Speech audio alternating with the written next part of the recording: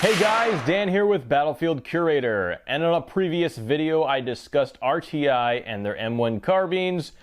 Are they worth it? Royal Tiger Imports has had these M1 carbines being imported into the country as well as other surplus for about 2 years now. Alright, in a previous video I showed a screenshot where I did a poll on Instagram, and that price was $1,700 for your run-of-the-mill regular old M1 carbine that you get from RTI. Now at the same time, the transitional M1 carbines were going for almost just under $2,000, and the refurbished M1 carbines were going for $2,000 or more. So I looked on their website just recently, and it appears as if they lowered the price of their M1 carbines from $1,700 to $1,300. Are the M1 carbines from RTI worth the $1,300 price tag? So if you're wondering about the M1 carbines from RTI, look at these ones. This is one of the ones I got. You can see that the stock looks all right. There's not really a finish on it, and it does have a little gouge missing out the end there, and the metal is actually not too bad. And now we look at the bore condition of this one, and look at that. The bore condition is actually pretty good. Like, you can see those lands and grooves right up to the crown. Okay, let's take another one.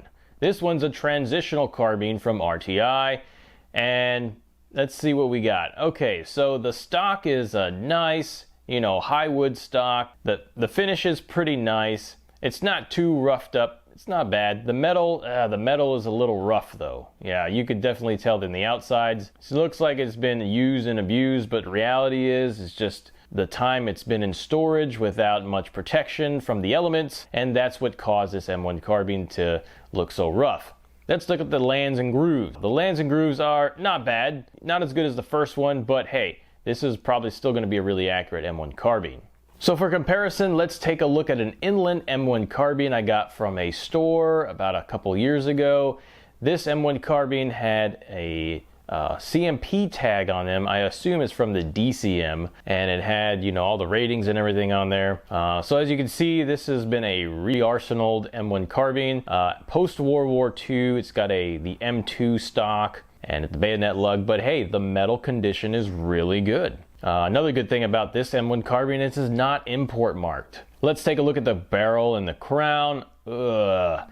It's seen better days. Yeah, this one's not as good as the ones that I got from RTI. So, if you're looking for a shooter, it's kind of a, which one do you want to go take to the range and shoot? I would say the ones from RTI are the ones you would want to take to the range all the time if you are going to the range a lot with these. But if you're looking for more cosmetics and something to kind of keep as a collectible, then probably look around town and see what else you can find. So what else is RTI doing here? Well, they've apparently taken a batch of 20 of the best M1 carbines they've had in the shop, and they put them on their site for sale. Now these look like they're pretty expensive. They took the best of the best and said, hey, we're going to individually price these out. So they're selling them individually. I don't know if they're really worth that much because they've been hand selected of the 20 best ones out of all of them. Now, interestingly enough, they have another listing where they're a little bit cheaper. I don't know what they're doing here. This is a little bit confusing. I guess they have another batch of 20 that they got. Maybe the 22nd best. I don't know.